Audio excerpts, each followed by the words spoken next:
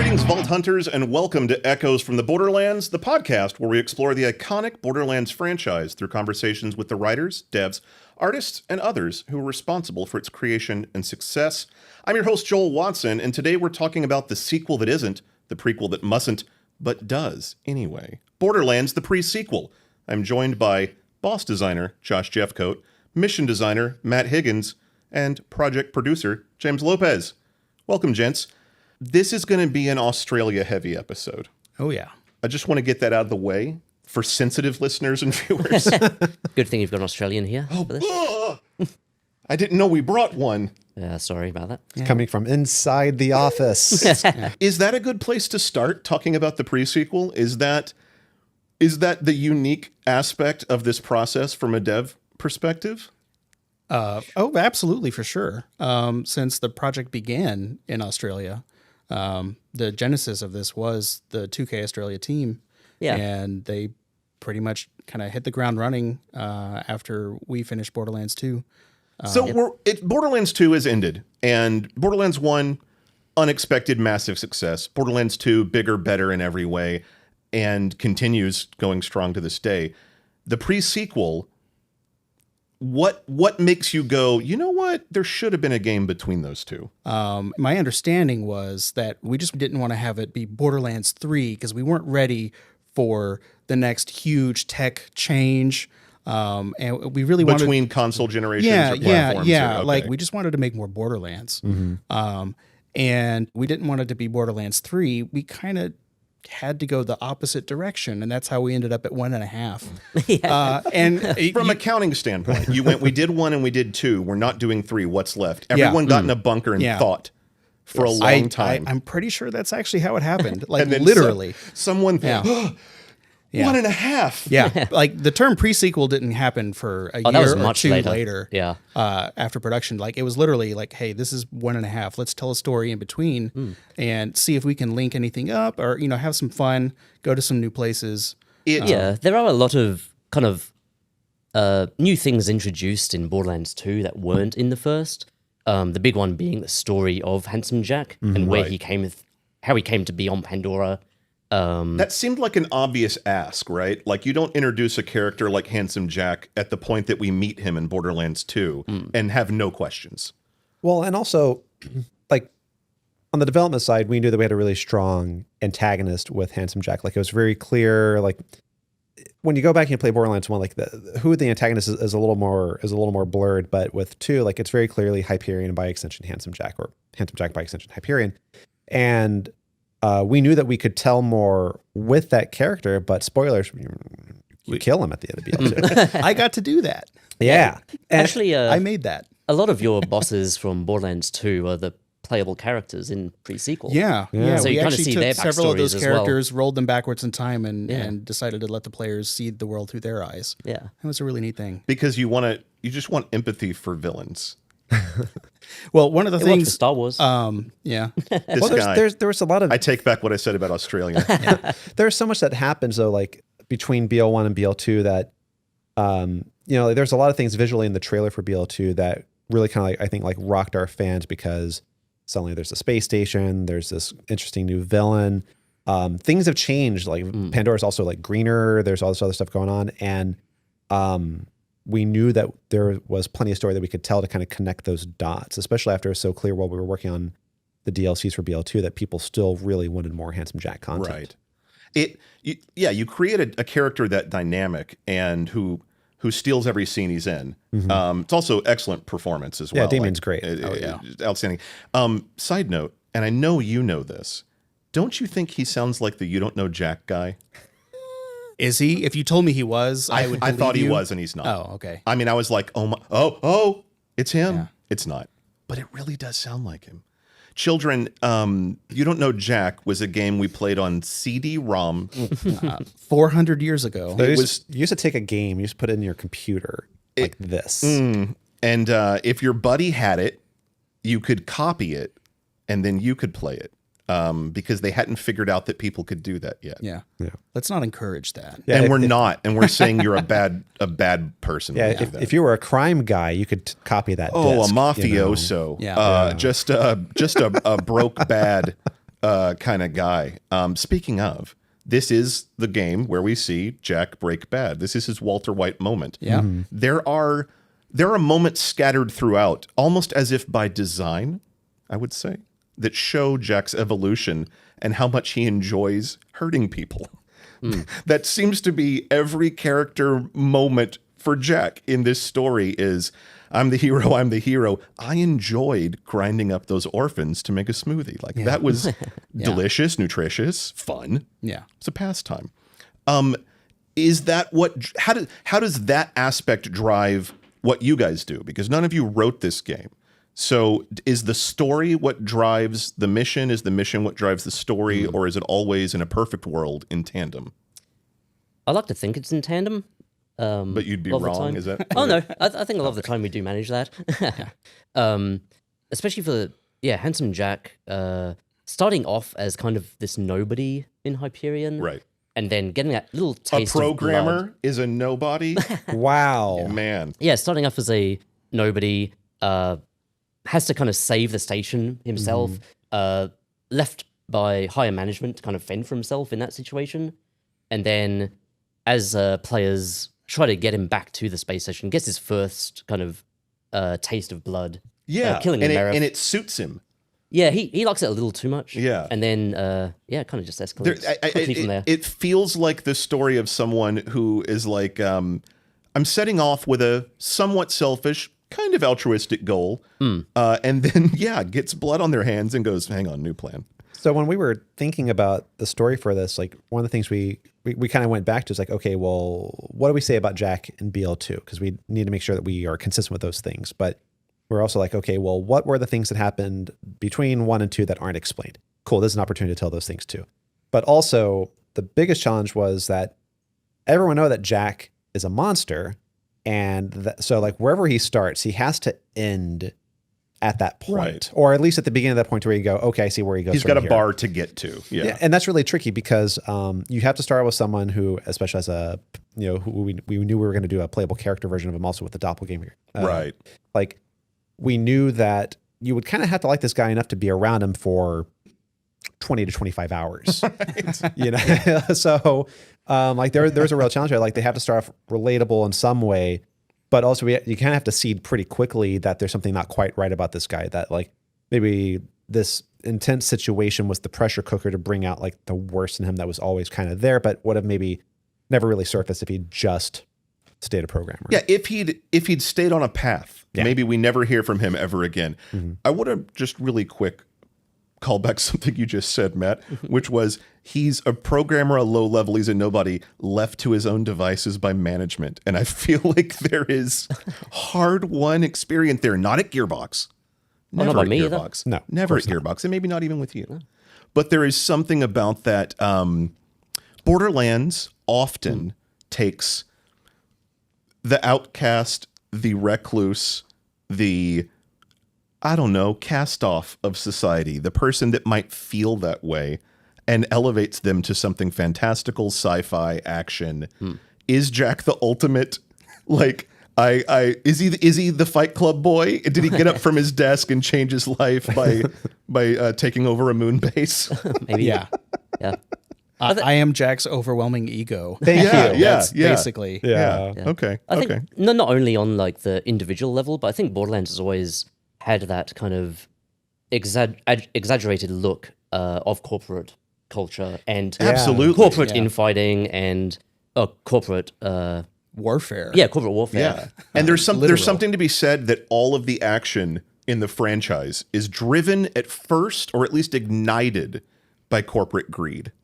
Oh yeah. Well, I mean, if you go back and to then BL1, it's like all of the detritus that you see is from like Dahl and everyone else just like launching these ships onto Pandora and then going, cool, see you later. Yep. We're out of here. Yeah. Good luck. You know? There's a I've been left, the money dried up and I've been left to clean up a mess that isn't mine sort of constant refrain. Yeah. from most of the Borderlands games. And in this one, Jack is our audience surrogate into that world. He's got job goals when we meet him. Yeah. Yes. Yeah. He has job strife. He gets fired. He tries to get his job back for a time. Like there is a working man's story. There is a Rush song that you could write about this. Like there's with just a little strangulation, Yeah. just a hint here and there. Maybe some light eyeball scooping also. And lasers. Yeah. those are all 3 elements of Rush songs though, so that's fine. That's fair. Talking about other characters, this is the first game where Claptrap is playable. Yeah. Claptrap That's the frag amazing. trap. Does anybody have any experience with that? Was it hard to? I mean, you can't climb stairs. Oh, we replaced most of the stairs with ramps in the game. That's accessibility. Plus That's the Oz kits, nullified stairs also, which was Yeah. not just a convenient decision Yeah. at all. The low gravity certainly helped alleviate those problems, but that is a thing that we had to talk about and come up with solutions for. was it done for Claptrap? Not the Oz kits, but things like ramps ramps. everywhere instead of stairs was for Claptrap. We explored at some point some technological, like he can roll anywhere, but if the stairs are there, we literally just won't let the rolling happen. Right. And from a gameplay standpoint, that felt terrible. And then also no like hop, hop, hop, hop, hop, hop, hop, no. hop. Yeah, mechanic. it would just feel awful. Sure. On the topic about Claptrap as a playable character, like the whole genesis for that was kind of like a long shot for us, because by this point we'd already released 2 games that had sort of like established a sort of like a formula. You've got your gun haver, some sort of commando soldier turret guy. Yeah. Hoping the original name for these characters is Gun Haver. Yeah, they were all strong bad jokes. Wait. Really? No. No. Because why not? But you have gun guy. You have a siren. You have a sniper character, and then you have some sort of melee berserker type class, right? So the last one, of course, being someone like a Krieg or a Brick, something like that.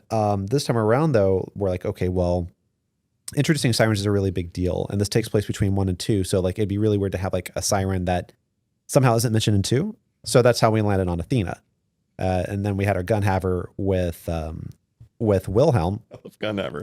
And then we kind of had this sort of sniper gunslinger surrogate through Nisha. And they were like, okay, cool. Well, who's our 4th? Is like, who's our melee person? Like, well, Athena also has a sword. So she kind of ends up in this weird sort of like hybrid thing. And then Claptrap kind of keeps being like this oddly important character in weird ways. And we were kind of like, well, what if it's Claptrap? And the reason it was a long shot idea is that Claptrap is really sort of like explicitly like a co-op character. Right. And of course, like this is a big co-op game. He's not going to be the protagonist of the main story. It would be outrageous if he Yeah. was, It's actually hilarious at any point that you're going through this game to think about what if this was Claptrap. Yeah, what if this was his story? Yeah. But we pitched this idea for it. Matt Armstrong, who was the creative director on that project, working alongside Jonathan Pelling, they had this idea for Claptrap as a playable character. They pitched it, and it got a lot of traction. And then at a certain point, we're like, well, we really need to lean into this, which is why if you're in single player and you select Claptrap, it goes, hey, oops. Whoa, that was close. You almost selected Claptrap. Are you sure? At least 3 times. Yeah, because we wanted to make sure you really get understand what you're doing, which also helps us go like, hey, you're not really supposed to play this guy. This is a bit of a joke. Yeah. But You're allowed to? Yeah, of course. It's just really hard if you play it solo with him. Yeah. Because his whole thing is like action skill roulette. Right. And so it's all randomized. So like the idea is that this is the character you play in a co-op group because it can help everyone. And it's also sort of like a wild card thing. So if you get like a bad draw, the rest of the people can kind of like balance you out, which is sort of like innately a Claptrap concept anyway. Yeah. Man, I when think we were even the bad effects also have good effects though. Like the one that you can't stop bouncing with a rubber duck. That is the best that thing bounces we the have bullets ever done. Yeah. Back at the It is enemies. the dumbest thing we have ever done, so but I love it. I do like his high five as Yeah. well. But if you're playing single player, if an enemy hits you, that still counts as a high five. So So he he brings makes friends everywhere. He brings an unnecessary difficulty, but also a delightful scampish nature to every aspect of the game. Other favorite characters. We've got Colonel Zarpedon. We've got Janie Springs. Anybody have any memories of working with or on or through those characters? I ended up making the Zarpedon fight. Her transition from mech to glowing-eyed purple badass was not bad, Josh. Oh, thank you. I liked that. Thank you. I worked really hard on that. Good job. Yeah. I was thrilled at how much traction we got with Janie because Yeah. it was really important to us at Gearbox to inject like the sort of like that Aussie vibe into it.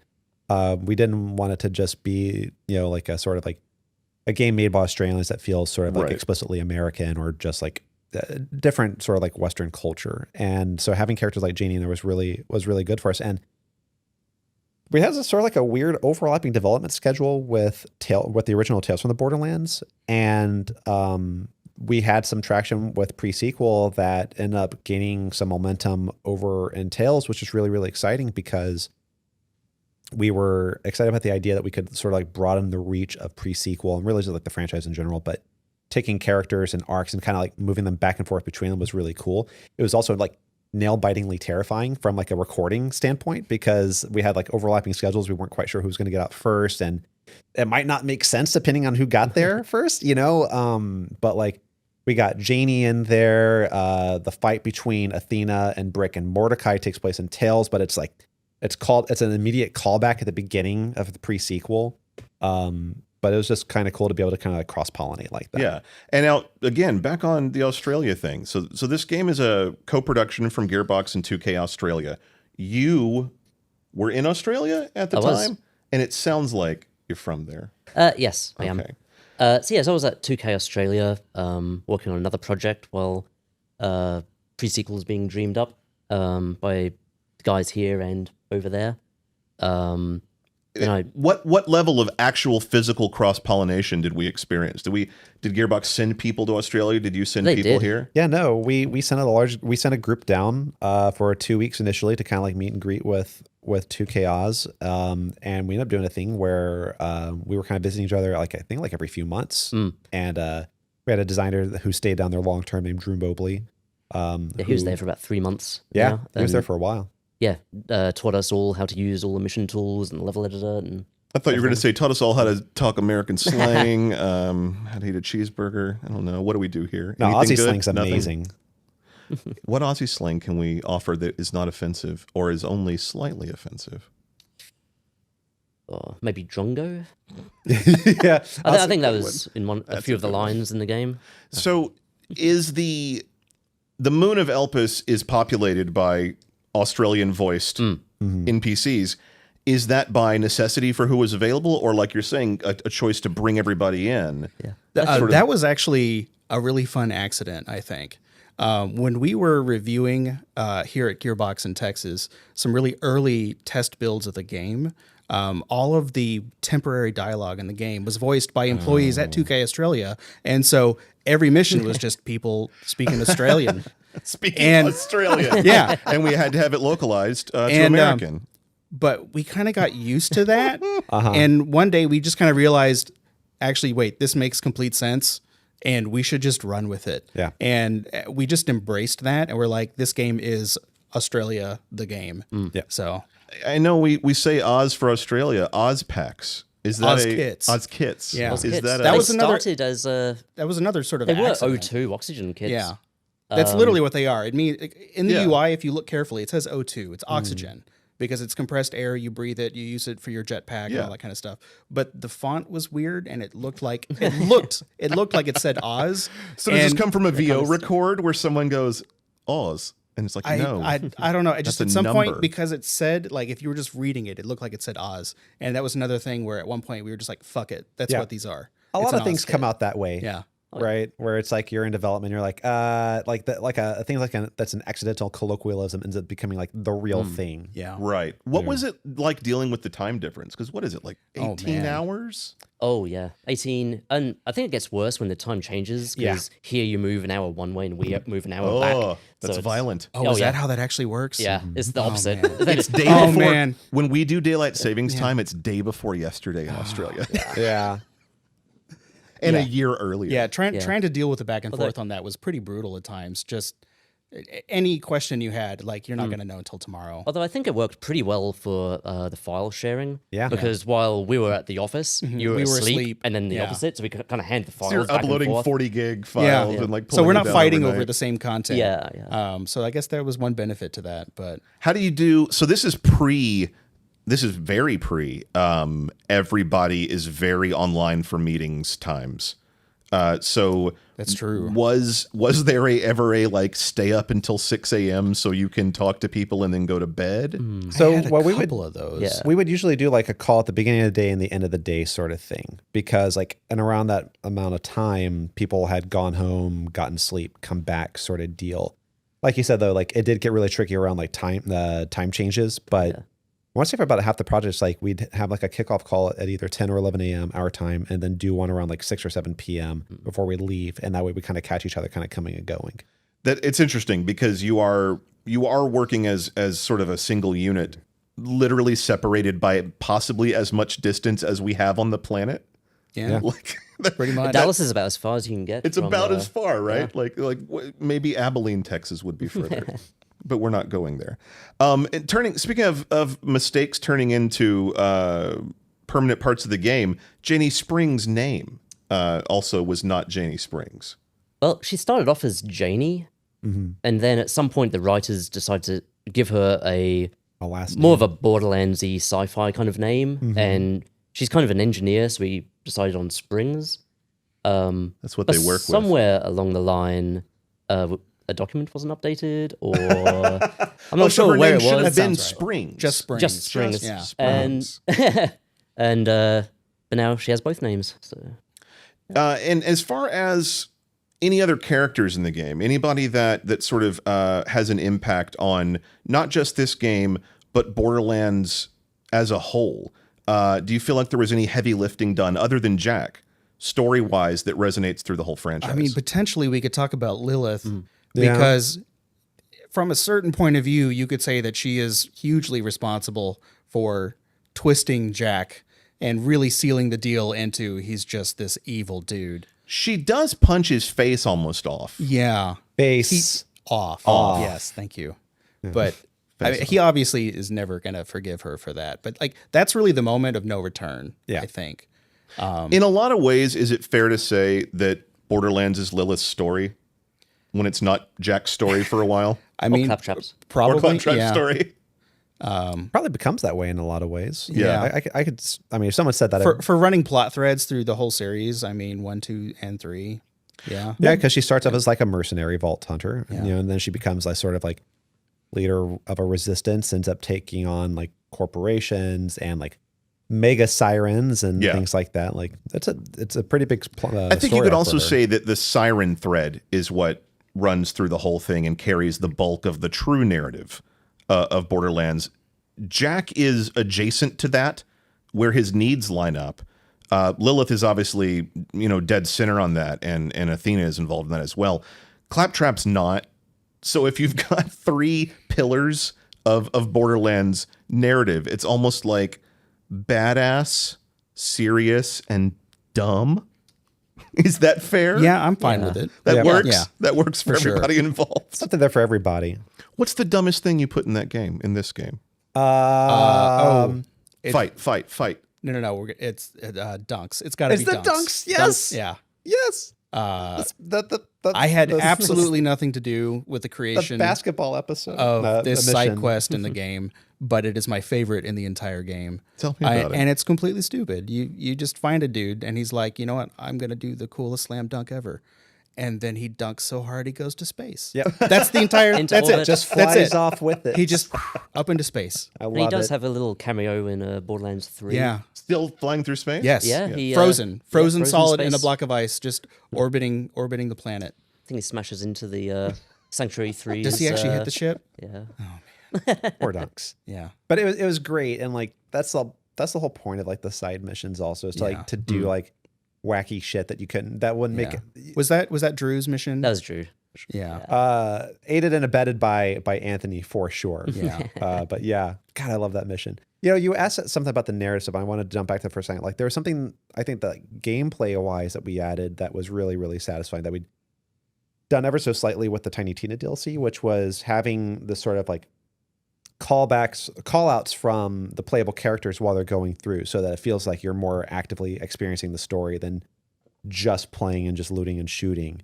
Like the characters kind of react to what's going on around them.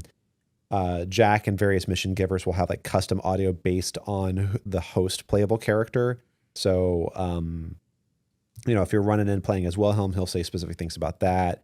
If you're Nisha, he'll flatter you. If you're Athena, he'll talk about like your background, things like that. And is that a first for the franchise? It was then, yeah. I mean, and we kind of rolled that moving forward, probably to the chagrin of our VO recorders and localization experts, because it was a lot of work to set that up. I mean, we quintupled the amount of VO because of it, basically. So, but like, it's great because it improves immersion, and we've kind of been doing it ever since then. In terms each of the characters' point of view, or like their reactions to what's going on in the story as well.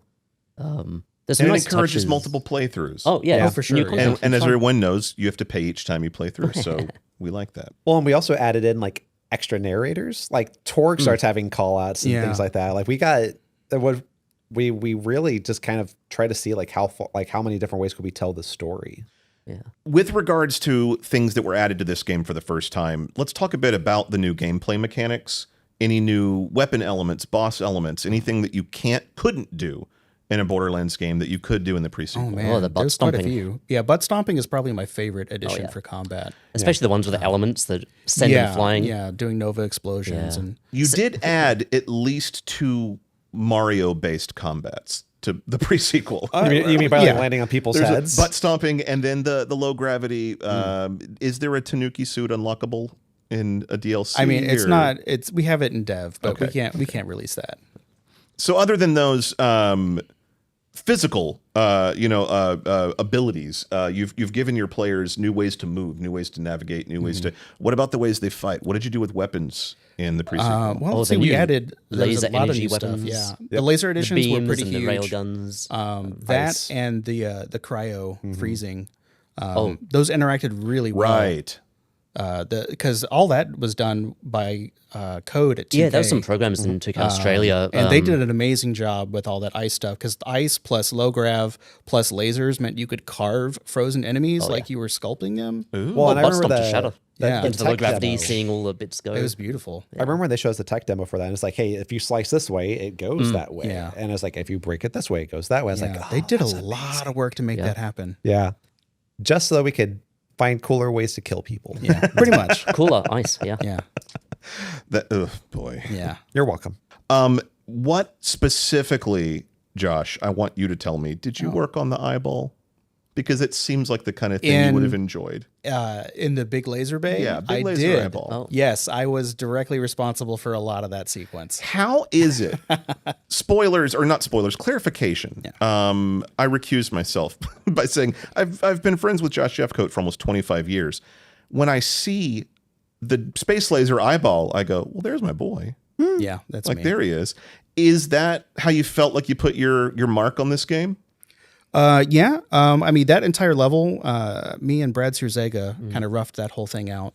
I ended up doing a lot of the mission scripting in it. But when we were trying to figure out, like, okay, we know we're going to have a big fight with Zarbadon, and we know that this is going to be on the big laser assembly, and we know that we want to destroy it, but we want to make it special and like kind of feel interesting. And we were trying to figure out, like, how can we tie all this together? And we basically were like, well, hey, there was this giant blob thing at the end of Borderlands 1 that no one really knows what that tentacles. was. But it had a giant eyeball in the middle of it. What if that was where the laser was coming from? And I guess Matt said we could do it. It also gives you that Handsome Jack element of perhaps this is not what the eyeball wants to be doing, and I've co-opted it. I've co-opted it for my own And means. we It's not a wanted to happy whenever you open up the shielding around it so that you can actually see the eyeball itself. And every time it fires, it doesn't look happy. No, it seems upset. It definitely looks like it's in pain. And we were trying to like kind of sell that story of like, oh, he harvested this from the carcass of a giant monster and is still using it in a really sick way. Yeah, that's upsetting. Yeah. I try to do that whenever I make games, is upset Make players. it Is that upsetting. yeah. How can I make someone go, oh? We had a little bit of that in that game too, like with like the ship AI that you Oh, yeah. Oh, Robert made that. Yeah, we have like some heavy beats where it's like kind of reminds me a little bit like the third and fourth Colossus in and Shadow of the Colossus, where you're like, I don't feel good. Yeah. Felicity didn't want to go into that mech. No. Yeah.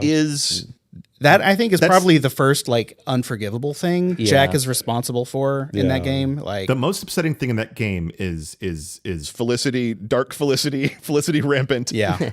Begging not to be confined into either a boring machine or a machine of war. Yeah. Or just to be controlled again. I think her deal is that she realizes I'm being controlled for, I don't know, sexual reasons in one way and then combat reasons in another. This is a good time to remind our Vault Hunters that Gearbox and 2K are offering a Borderlands bundle that contains every Borderlands game to date for one great price. It's called the Borderlands Collection Pandora's Box, and it's available now. Of course, podcast time is relative, and your present may very well be our past, but it's still available now. Just everywhere. Xbox, PC, PlayStation. Tell me about Drew and Kangaroos. So it started. So we mentioned this earlier that as a kickoff, we had this big sort of gathering of minds down at the 2K Oz office down in Canberra. And when this idea had kind of been pitched, I remember talking to my boss at the time, a guy named Aaron Tebow, and he was like, hey, I think it'd be a really good idea if like we sent like a group down there to like meet and greet and do workshops. I was like, sounds great. How long do you think you want to do that for? And he's like, well, what do you think? I was like, well, I think like a couple of weeks would probably be like really impactful, because like if it's just a week, you know, considering how long the flights are, because it's basically like a whole day to get down there. I was like, you would lose 2 days of your week just traveling. You lose 2 days of travel. You lose at least 1 day to feeling terrible. Right. So like I was like, yeah, 2 weeks or so sounds good. And this like during our summer, so people were kind of generally available anyways. And Aaron was like, all right, sounds cool. And I was like, oh, by the way, like we should probably send spouses down, because like spouses tend to get pissed whenever they don't see like their significant others for like multiple weeks. Right. So that's kind. Yeah. I like my marriage. So the whole trip was like a wild ride from the beginning, because like we had this layover in so from flying from Fort Worth, you have two options: direct flight if you're lucky, or you have a layover in LAX, which is when you're unlucky. And so we had a layover in LAX. We narrowly missed our connecting flight, so we were stuck for 24 hours in LA, which is a cool place to be stuck for a day.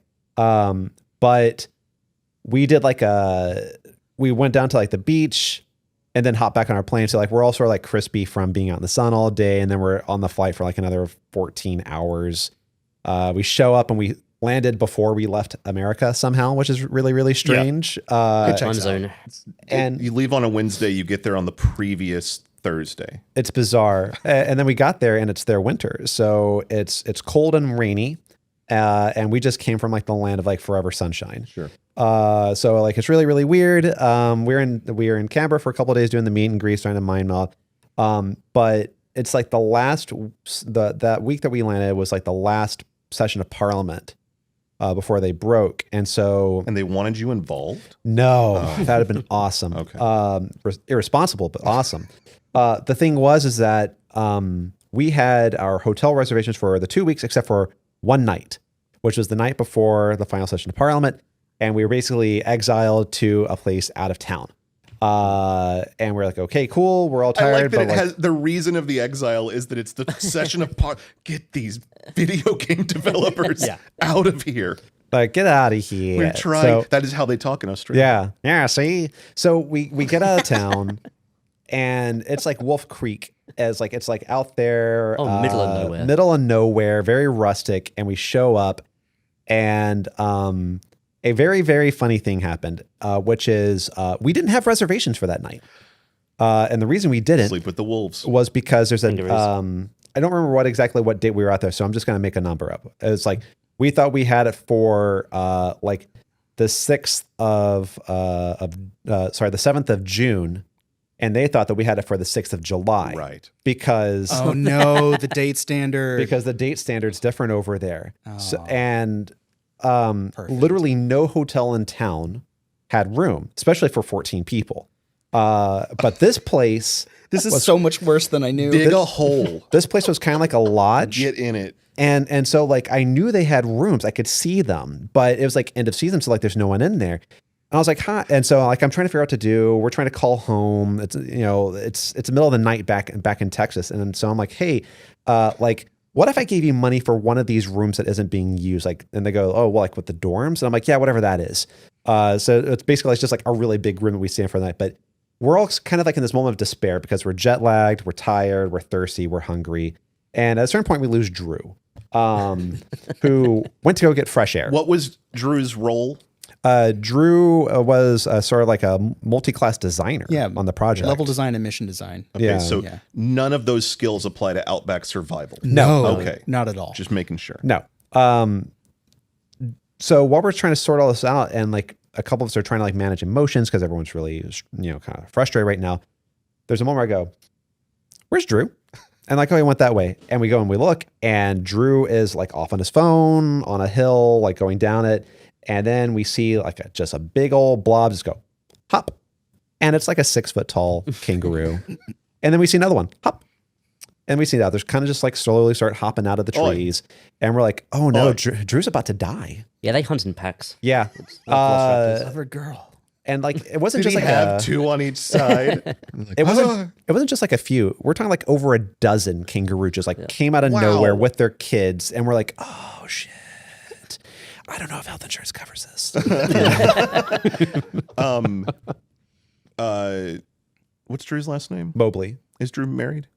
I have no idea. Okay, let's assume Not to Drew's me. married. Let's assume Drew's married to a woman. I don't have any knowledge of this, Mrs. Mobley. I'm so sorry to tell you, Yeah. Could but you your imagine? husband was beaten to death by at least a dozen kangaroo. Yeah. Yeah, there's really nothing we could bring back. By Australian law, it's the kangaroo's property now. Yeah, I think and so. so they've done what they're going to do, and they're probably going to do more. Well, they follow like Riddick rules out there. So, they keep what they kill. Yeah. and there's a lot we could have done to stop it, but it's the last day of Parliament. Yeah. And so We just don't have time to get it's to it. basically This a holiday. session, if you have a complaint, you can take it up next year.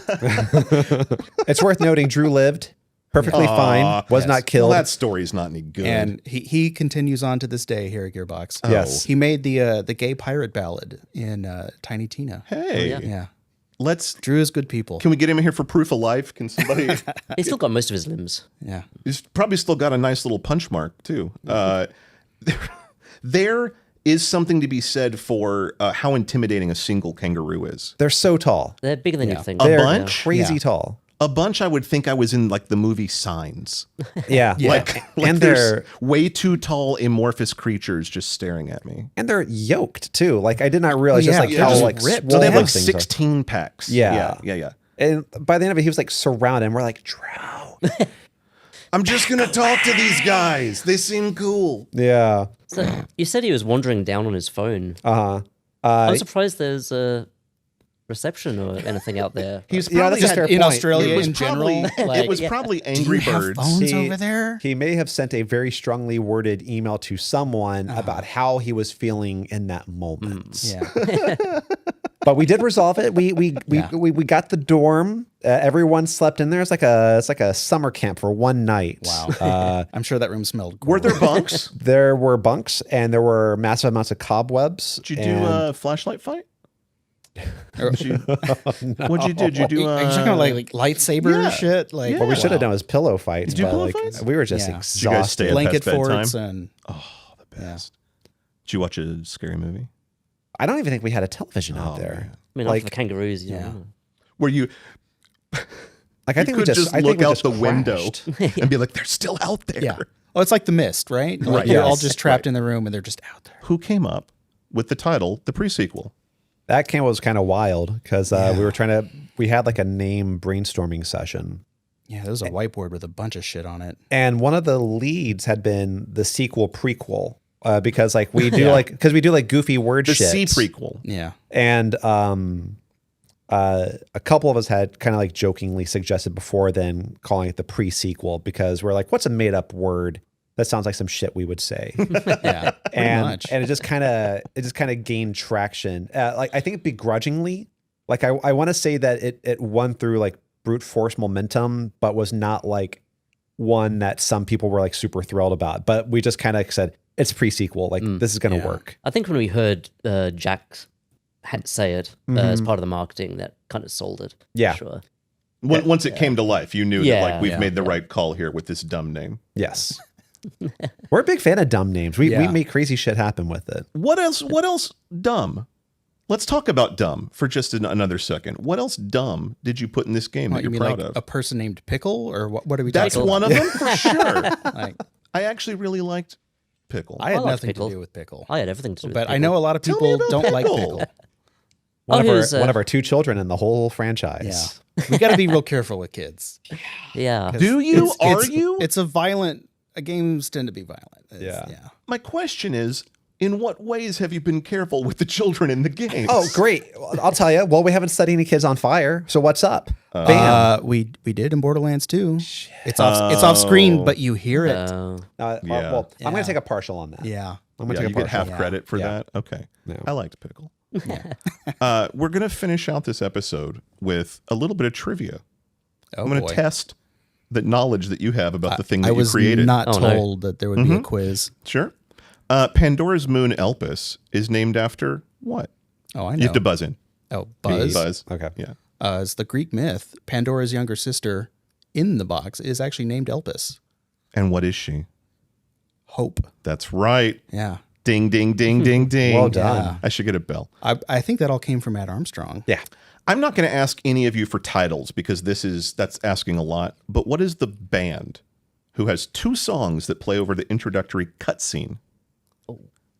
The Black Something or Another. I can't remember. They actually are Australian though. I think that's why they were chosen. Yeah, I think that was the choice. Oh man, They were massive. the cover of the album is very green. I can see it in. They were in- massive when this game came out. Yeah. And then they sort of evaporated or Black- swam back to Australia. The songs are Black Dragon and Black Goodbye. Dragon. I don't know the Goodbye one, but I remember the first one. The Vines. Vine. The There we Vine. go. all fail. Vines. Australia is known for its vines. Okay. So that's what they're named after. Sure. I thought they were known for their eucalyptus rainforest. Back home And around like- my That's Like- a real like- thing. They have one. They have one. we have a They call them vine ukes. called the Wait a While back home, where it's this big thick vine with backwards prongs coming out of it. But it's like vines that you And- have. It's not one vine, right? Oh no, they're Because the all way through you the said it jungle. is like we Th- have that the one wait a vine, while. Yeah. Yeah. And everyone has to go to it in their lifetime. Oh no, they're everywhere, and it gets caught in your clothes and stuff when you're going through the jungle. They like attack So you have to wait a while to. Is the reason so few people Wow. live in Australia Wow. because Australia doesn't like people? Oh yeah, just openly hostile. Most of the Yeah. landmass there, yeah, and creatures. Last one. As part of the pre-release promotional efforts for the game, Gearbox began pre-sequel inspired character skins for Borderlands 2 at San Diego Comic-Con. What was set up at San Diego Comic-Con for fans to enjoy? Does anyone know? Oh, I didn't go to that one. I can tell you about E3. Borderlands themed. What? Yes? No? Oh no, I'm confusing this with a PAX. Borderlands this isn't. themed laser tag. Oh, I have no idea what that is. Oh, that sounds awesome. It does sound awesome, I was doesn't going to it? get some kind That of sounds food. great. It was a street taco. Did we yeah. make 24 million laser tag guns? Yes. Because what was the point? No, that otherwise? was it. Okay. You 24 bazillion Yeah. laser tag. You guns. would toss your laser tag gun and it would explode. Right. And then you would get another one and it would randomly generate. That must be why we never did it again. 'Cause that sounds like a lot. Right. The last thing that we're going to do, and I'm happy that we finished talking on dumb because this is the dumbest thing we're going to do. Oh boy. Participation is mandatory. Don't try and get out of it. Everyone has to do their best Marcus. Saying, so you want to hear a podcast. At the end Wow. of the podcast, every single person who's been on it will have said this line or gotten medical exemption not to say this line. I do want to say real quick that I wish that we used Nina more after pre-sequel. The Marcus fill-in for the. I forgot about her. Yeah, for the. Well, I guess she's not the Marcus fill-in. Was she- wait, she's was the, she the nurse She's the lady? Zed fill-in. Yeah, she was Oh, the Zed yeah. replacement. Yeah. She was the big nurse. Yeah. We could Are you bring going to it back. start us off, Lopez? So you want to hear the podcast, huh? Not bad. I'm not going to do better than that. Yeah, you have to try. Go. You got it. So you want to hear a podcast, eh? That was terrible. No. Josh, Sean Connery. you know who to beat. It's not Higgins. It's not going to happen. It's not Higgins. So, you want to hear a podcast? That's not bad, but you won this yes. episode. I'll take Lopez. it. You're going to go into the brackets as the winner of the pre-sequel. Yeah. Man, finally I make my parents proud. Thanks for joining us, Vault Hunters. If you want to show your parents that you're finally getting your life together, subscribe to the audio version of Echoes from the Borderlands wherever podcasts are available. If you've had it with your parents and you want to show them they can't keep you down anymore, you're your own person, you're doing your own thing, no one can stop you from subscribing to our YouTube channel, youtube.com/gearboxofficial. That's where you'll see future episodes. If you play video games and you like to get every current Borderlands game all at once at a great price, go snag the new bundle, the Borderlands Collection Pandora's Box, available now on PlayStation, Xbox, and PC. Huge thanks to my guests, Josh Jeffcoat, Matt Higgins, and James Lopez, as well as our behind-the-scenes heroes, April Johnson, Dakota Warren, Matthew Ward, Rob Fernandez, and Michael Cosner. Our theme song is Get Out of My Head by Wandermind. For Echoes from the Borderlands, I'm Joel Watson. See you next time, Vault Hunters.